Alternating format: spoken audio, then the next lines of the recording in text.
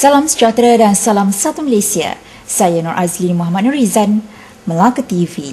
Ketua Menteri Datuk Seri Muhammad Ali Rustam mengingatkan rakyat supaya lebih berwaspada terhadap cubaan anasir luar yang cuba memecah belahkan perpaduan antara kaum dengan menyebarkan pelbagai hasutan dan propaganda. Ketua Menteri Datuk Seri Muhammad Ali Rustam berkata, hari ini musuh sudah di depan mata kita, tetapi sebahagian dari kita masih tidak peka, sebaliknya mendiamkan diri.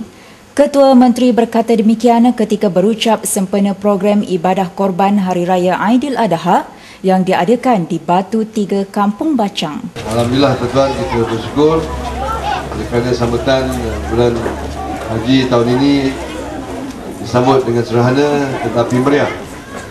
Daripada sembahyang Aidiladha datang pun penuh masjid negeri. Kalau penuh masjid tu kira 10,000 orang lah. Ramai balik kampung dan menunaikan sunat Aidiladha sama juga dilakukan seluruh dunia.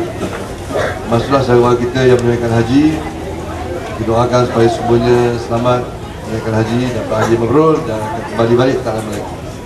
Sebanyak 5 ekor lembu telah disembelih sempena program berkenaan anjuran bersama Persatuan Kebajikan Warga Kerja Melaka hari ini dan Pemuda UMNO Melaka dengan kerjasama penyelaras Dewan Undangan Negeri Bacang serta Pemuda UMNO Cawangan Pasir Putih.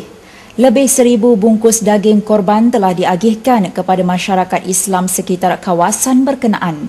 Selain itu, sumbangan beras dan minyak masak juga diberikan kepada 32 orang kurang berkemampuan dan penyampaian telah disempurnakan oleh Muhammad Ali.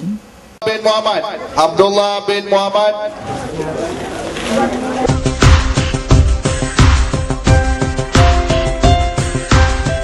Berita selanjutnya. Walaupun tidak mempunyai tahap kesihatan yang baik serta kesukaran untuk berjalan, namun ia bukan penghalang bagi pengidap angin ahmar, strok, untuk bersenam bagi menjamin kesihatan. Ketua Menteri Melaka Datuk Seri Muhammad Ali Rustam berkata, atas kesedaran terhadap kepentingan senaman di kalangan pengidap strok serta orang ramai, sebuah badan amal Persatuan Strok Kebangsaan Malaysia telah mengambil inisiatif menganjurkan program berjalan untuk kesihatan 2012 Walk for Health 2012 yang telah berlangsung di perkarangan Stadium Bukit Serindit.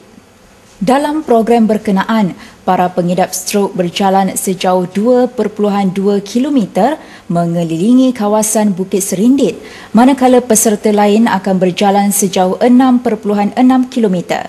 Program ini juga merupakan salah satu daripada 6 kempen yang diadakan NASAM bersama 8 cawangan lain secara serentak sempena sambutan Hari Strok Sedunia. Melaka Maju 2000